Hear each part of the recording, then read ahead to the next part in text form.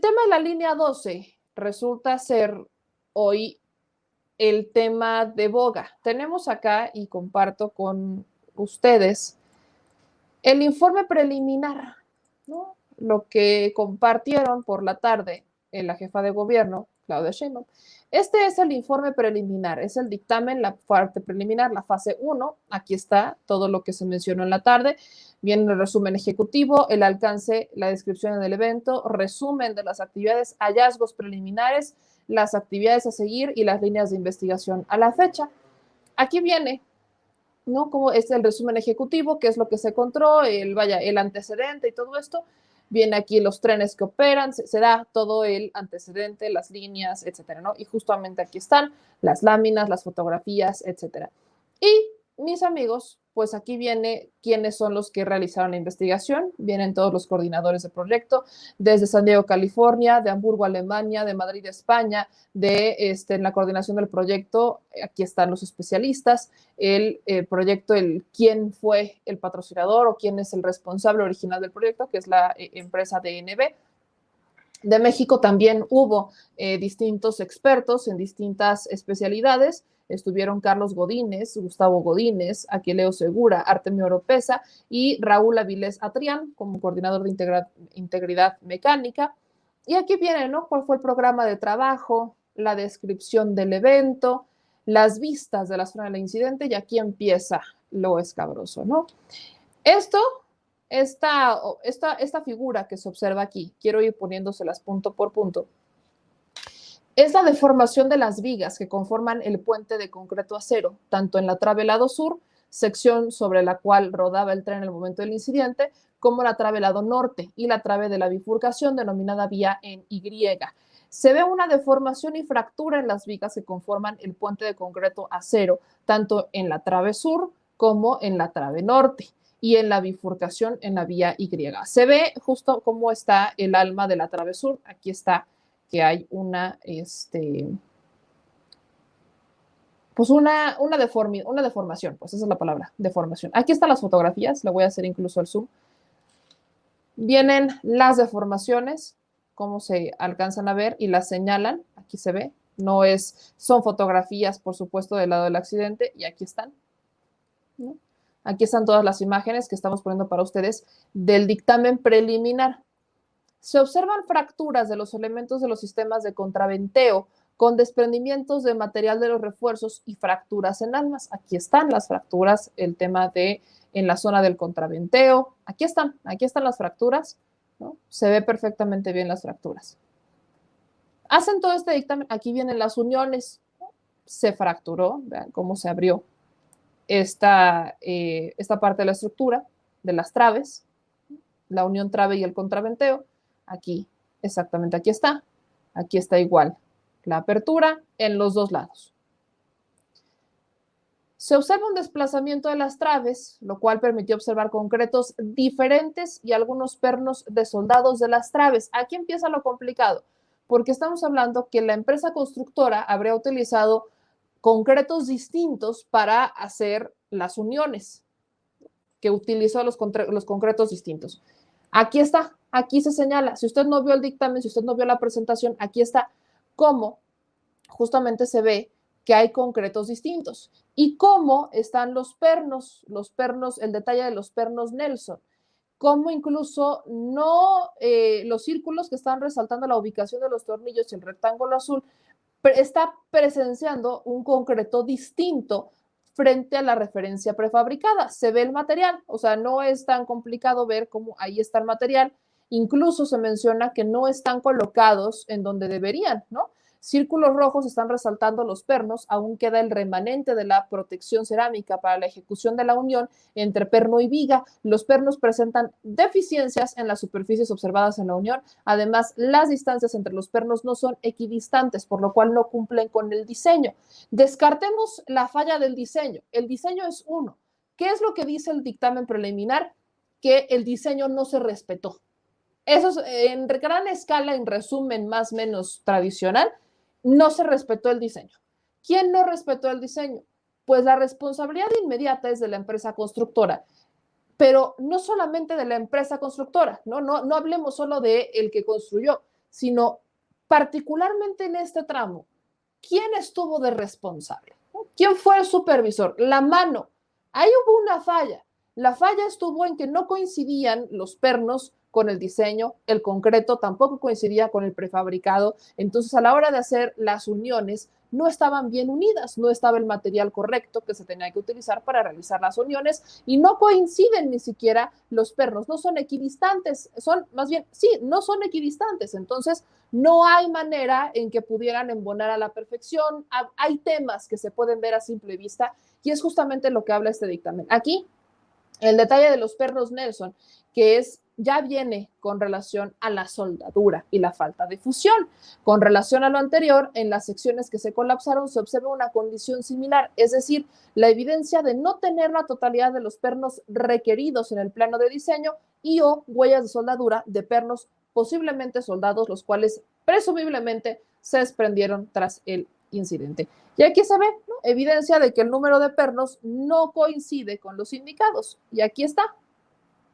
No coinciden, ellos tienen los planos de diseño y ellos mencionan que en los planos de diseño pues no coinciden los que estaban con los que debían de estar. Hay menos, faltan pernos.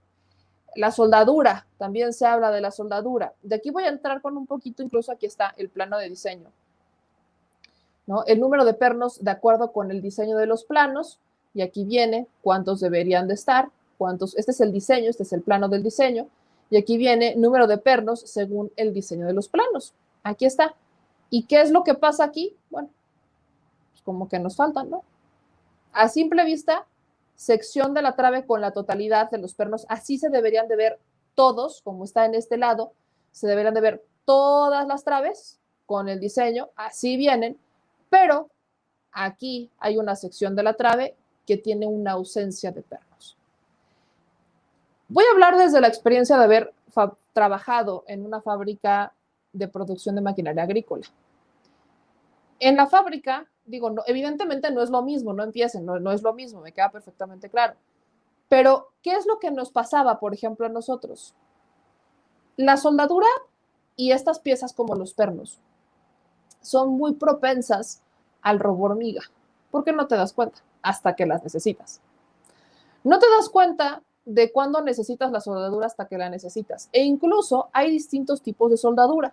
No es soldadura, agárrate el número que sea. No, hay distintos tipos de soldadura para que haga la fusión bien. No podemos agarrar un tipo de soldadura que no funcione para que pase esto. No, ese es un tema. Entonces, al tener una soldadura que no fue propensa o no realizó bien la fusión, y al tener falta de pernos, la estructura evidentemente es débil. ¿Por qué no ocurrió esto en todo el metro? ¿O por qué no ocurrió esto en todo el tema? Porque justamente es muy complicado a veces, cuando estás hablando de una obra a gran escala, identificar cuando hay robo hormiga. Insisto, no te das cuenta de que lo necesitas hasta que lo necesitas. No te das cuenta que falta hasta que falta.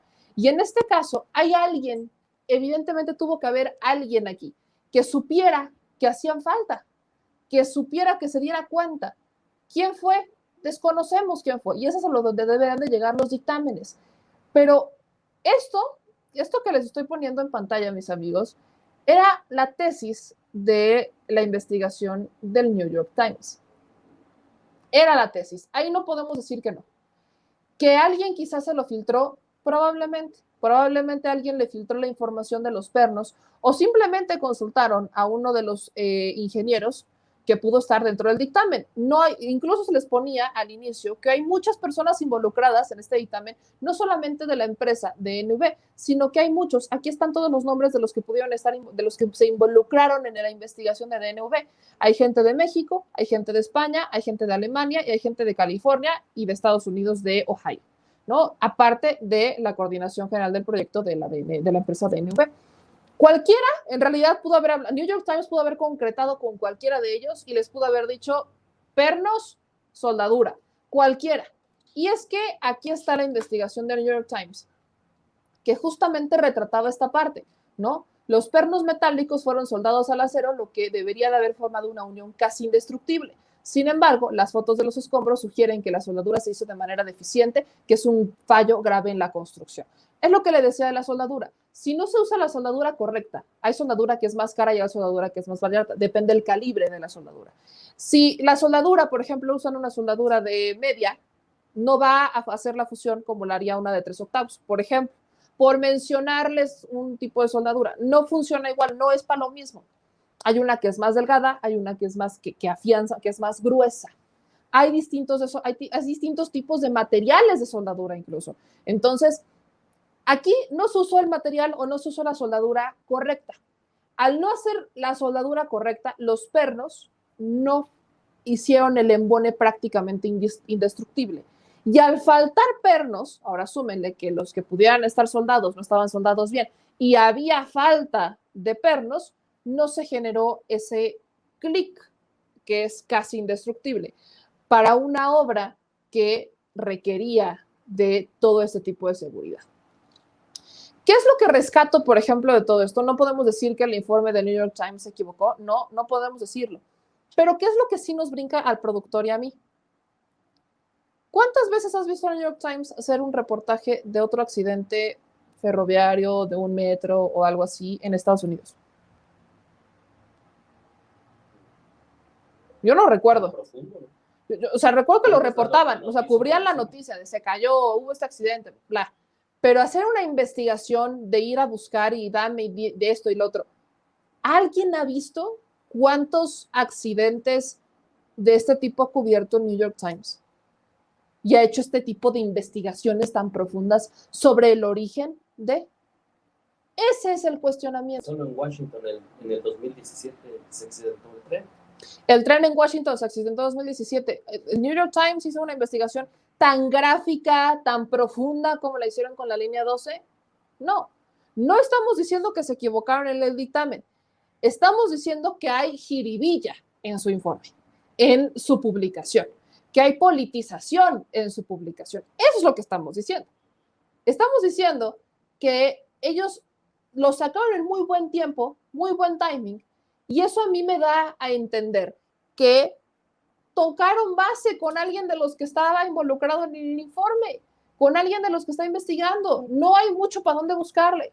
Tocaron base con alguno de ellos, porque acuérdense que algo que criticamos es que no están realizando ningún tipo de publicación de pruebas, no publican las conversaciones de WhatsApp, no publican muchos nombres. En realidad dicen, buscamos a ingenieros, pero no mencionan con pelos y señas quiénes, son muy reservados con las fuentes que les dan la información. Por eso yo puedo inferir, obviamente sin asegurar, porque no tengo las pruebas concretas, pero puedo inferir que tocaron base con alguno de los ingenieros que estaba involucrado en el dictamen, porque justamente las imágenes se parecen, o sea, si se dan cuenta, hacen alusión a las imágenes que vienen prácticamente en el dictamen, en las que se menciona las estructuras.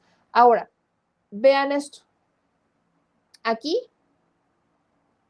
si se dan cuenta, ¿ven esta parte de acá? Esto es lo que el dictamen ponía en su informe en la parte de acá. ¿Cómo es que no coinciden los concretos? Eso es la fotografía que viene aquí. No coinciden los concretos. Y aquí viene el tema de los pernos. Por eso les digo, a mí no se me hace raro que contactaran a alguien en el New York Times, a alguien que estuviera dentro, porque son justamente las imágenes. Si se dan cuenta, ahí están, ¿no? Aquí están las imágenes de cómo ellos se centraban en las mismas imágenes que se tienen en el dictamen, de diferentes zonas probablemente, pero es justamente el detalle de los pernos y el detalle de la soldadura y el del concreto. No podemos decir que no. Ahora, esto se politiza a tal grado que se habla mucho de quién es el responsable y se señala puntualmente a Marcelo Ebrard.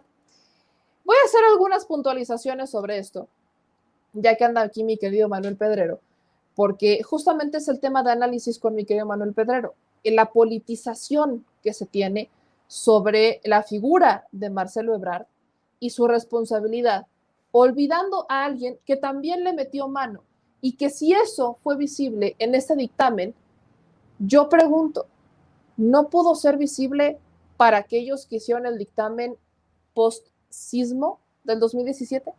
¿No le pudieron haber dicho a Mancera, oiga, Mancera, fíjese que aquí no coinciden esto con esto no está bien, o Mancera se enteró y no lo quiso arreglar porque no quiso hacer esa inversión. Son preguntas que hay, pero más allá de buscar a los responsables políticos, estamos señalando también a Grupo Carso, porque Grupo Carso es la empresa que se encargó de realizar ese tramo. Y vuelvo a la dinámica de golpeteo, porque en la publicación del New York Times utilizan el tema de Grupo Carso para decir, es que Grupo Carso fue el que hizo ese tramo y hoy Grupo Carso está haciendo el Tren Maya. Entonces, infieren, y esa ya es una hipótesis mucho más aventurera, y diría yo, que como pasó en la línea 12, entonces va a pasar también en el Tren Maya, ¿no? Esa es la dinámica que se tiene. Y si hay alguien a quien particularmente le interesa que el Tren Maya no funcione, es a ciertos personajes que tienen pues negocios, intereses particulares allá arriba. Solamente me queda una duda al respecto sobre a quién están realmente golpeando desde la New York Times. Porque si no mal recuerdo, Carlos Slim es socio del New York Times. Hasta donde yo me quedé, tiene acciones ahí dentro. O tuvo. No sé si las tuvo o las tiene, pero había intereses de Carlos Slim dentro del New York Times. Entonces, esto, lejos de ser solamente una publicación periodística muy ilustrativa con información del dictamen preliminar que se entregó el día de hoy, resulta ser incluso hasta, a mi parecer, una batalla de intereses económicos y políticos que están golpeando a los que hoy gobiernan el país. Esos intereses económico-políticos se pueden derivar desde el no haber obtenido un contrato para alguna obra o desde el haber perdido contratos con la llegada de la 4T, cosa que no me extraña en ningún escenario. Y para entender un poco más de esta dinámica, quiero que empecemos justamente a compartir con ustedes lo que se dijo en este dictamen. Y es que salió Mancera más tarde a hablar sobre los resultados de esto, pero dejen que sean los expertos, ¿no?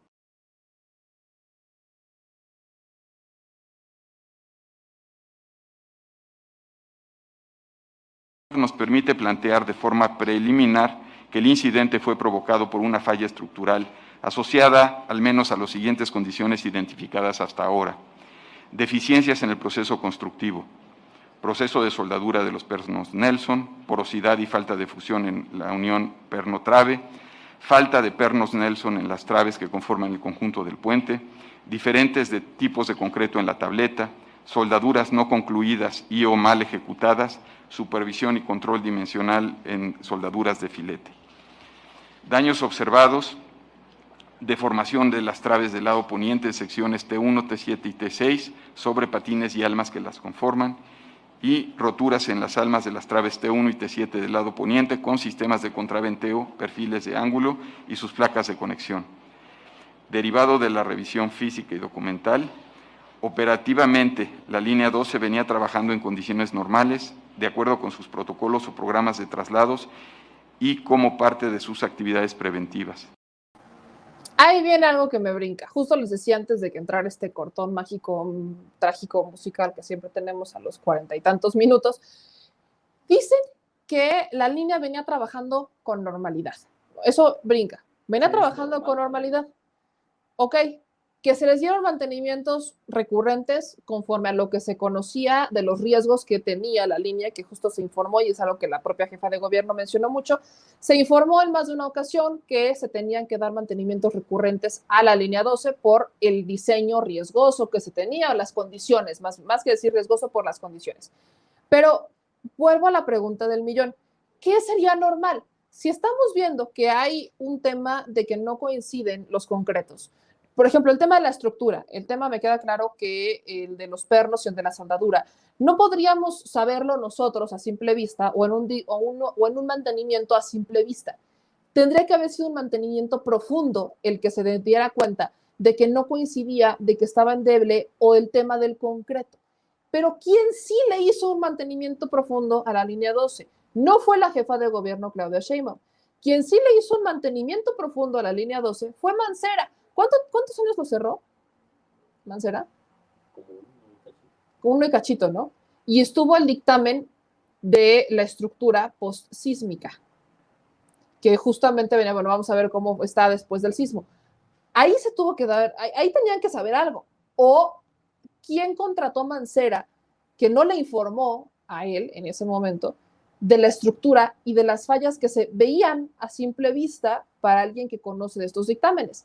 Por eso no podemos simplemente señalar a uno y decir, es que fuiste tú, independientemente, esto lo digo así como punto y aparte, de la responsabilidad que tiene la constructora, ¿no? Aquí, la responsabilidad que tiene la constructora, aquí a ver si Grupo Carso dice algo, a ver si Grupo Carso emite algún dictamen, que es ICA, Alstom y Carso, ¿no? Los encargados del metro, de la línea 12 particularmente se encargó, de este tramo en particular se encarga el Grupo Carso. Entonces, pues hay que esperar a ver qué van a decir ellos, porque aquí no podemos decir que no hay responsabilidad de la constructora. La constructora tiene que hacer una propia investigación interna para ver qué es lo que pasó, por qué no se respetó el diseño, que es lo que están diciendo en este informe preliminar. Pero en decisiones políticas, ¿quién es el responsable? Hoy por hoy no podemos solamente señalar a uno. Ahora, no podemos tampoco decir que Mancera no tenía prisa, más bien Ebrard no tenía prisa en entregar esta mega obra, que es la línea 12. Y tampoco podemos decir que Mancera no tenía prisa por enjuiciar a Ebrard por la línea 12. Entonces, hay intereses políticos que nos impiden tomar determinaciones expertas y decir es que fuiste tú, fuiste tú y fuiste tú.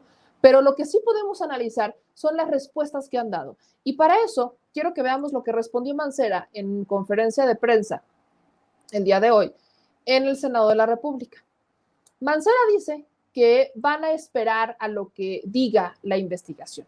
Lo dijo en dos partes. Primero vamos a ver qué dice la investigación y después dice Mancera que confía en que esto no se politice y no se vea con tintes políticos. Que se lo diga a sus compadres, no a los otros. Vean lo que dijo Mancera.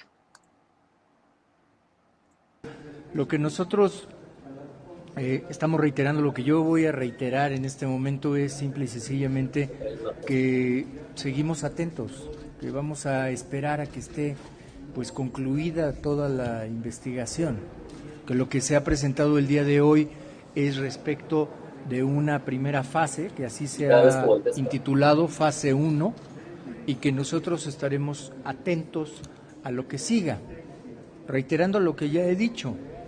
Lo que mi administración realizó por parte de trabajos, tareas, operación del día a día, está ahí. No la vamos a inventar ni la vamos hoy a convertir en un discurso, sino ahí está ahí y ahí se puede revisar. Le pregunto ahora. Eso dijo Mancera en un primer punto, pero ¿qué dijo después Mancera sobre, por favor, no politizan esto? Bueno, Mancera confía en que esto no se convierta en algo más político que justicia. Miren. Que va a ser como se ha anunciado y como se ha mostrado, una investigación así, sin ningún tipo de carga política, una investigación de una empresa que me parece una empresa seria, que está realizando, pero que hoy se ha anunciado que también estará participando el Colegio de Ingenieros y que estará participando otras instancias. Qué bueno, eso me parece que abonará también en la investigación. Yo quiero confiar, como lo he dicho desde la vez anterior, en que así será. Así lo han precisado las autoridades de la Ciudad de México, que la investigación no tiene ningún tinte político. Ojalá que así se conserve, que así siga, pues me parece que es lo más importante para el transcurso de la misma y para llegar a conclusiones definitivas. Yo estaré atento en cada uno de los tramos de la misma investigación. Se han anunciado estas 3 fases, hoy está la primera de ellas, y bueno, estar pendiente a las otras. A estar pendiente a las otras. Y de este tema, justamente quiero hablar con mi querido Manuel Pedrero, porque brinca mucho el que, lo repito, se olvida que si alguien le hizo un mantenimiento profundo a la línea 12 fue Mancera, y que si él tuvo conocimiento de estas fallas estructurales que se habrían originado en la creación de la línea 12, responsabilidad de Ebrard, no se informara o no se subsanaran, más allá de informar que se arreglaran.